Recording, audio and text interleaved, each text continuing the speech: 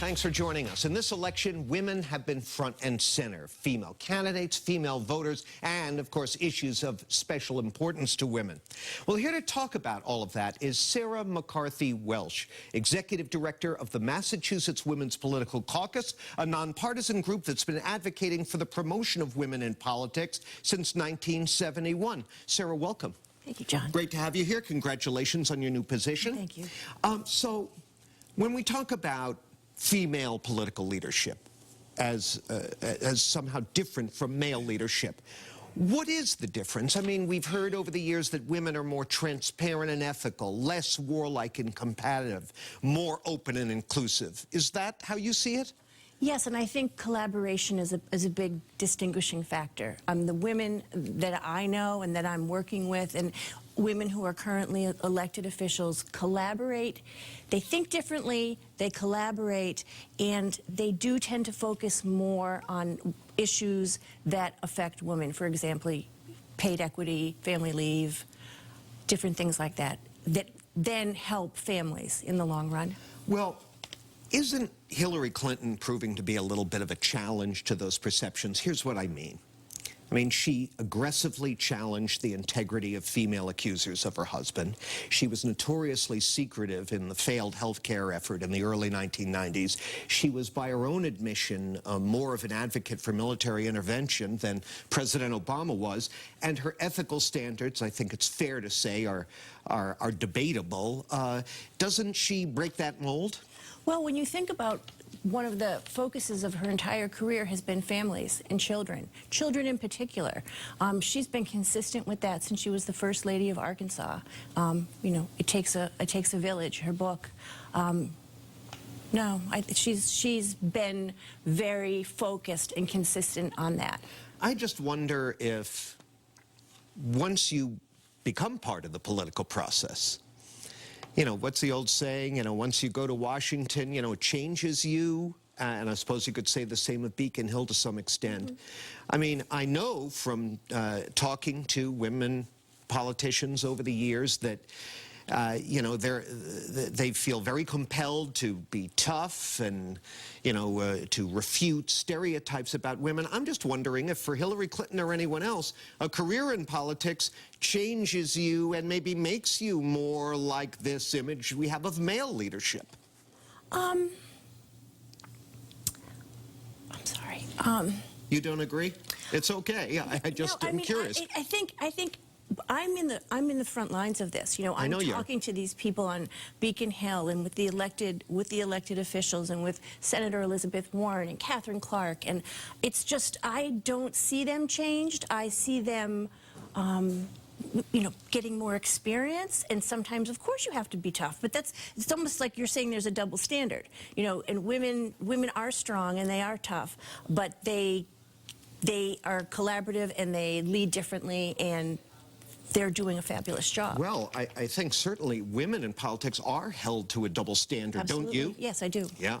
I think we're seeing that during this campaign as well. All right, tell you what, let's take a quick break. And when we come back, let's take a look at what's happening statewide. Believe it or not, for all of its liberal reputation, Massachusetts has lagged behind many other states when it comes to women rising in political leadership. And we'll talk about that with our guest when we continue in a moment. Please stay with us. Welcome back. We're talking about women in politics with Sarah McCarthy Welsh, Executive Director of the Mass Women's Political Caucus. So we've had some breakthroughs in recent years here in Massachusetts. First female U.S. Senator, Elizabeth Warren. Mm-hmm. We've got 3 women holding statewide office now, the auditor, the attorney general, and blanking on, and the treasurer, yeah. Deborah Goldberg. But we still rank only in the middle of the pack of the states when 24th. It comes to women. 24th. First of all, why is that, and how's that going to change? Well, I think why that is because there are so many male incumbents at the State House. But we're right now at 25. Women make up over 50% of the population of Massachusetts. We're at 25% elected female legislatures in the State House. The Mass Women's Political Caucus has endorsed 6 candidates, and when they win on November 8th, we are going to move that needle to 32% at the State House. So they're small gains, but they're they'll be compounded, and we have a laser focus. That's our mission. Our mission is to get more women elected to office and appointed to public policy positions. So I think moving it to 32% in November will be a great step forward.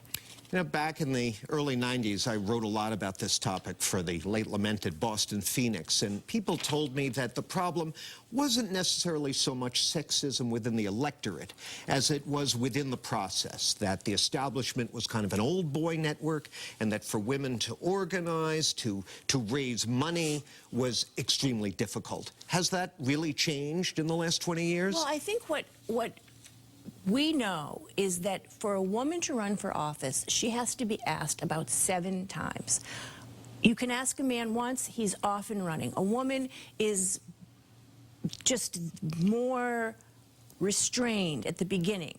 And then also when you just think about the context of how Hillary Clinton is being treated and the words and the ugly tone, I mean, that would certainly give me pause, you know. So I think the climate today, I think these women that do run and win do such an outstanding job, and I think it's our job to create a pipeline, a diverse pipeline of women that want to seek office. We just have about 30 seconds here, but I'm wondering, what do you think the lasting impact, if any, of the Trump candidacy will be on women and their role in politics?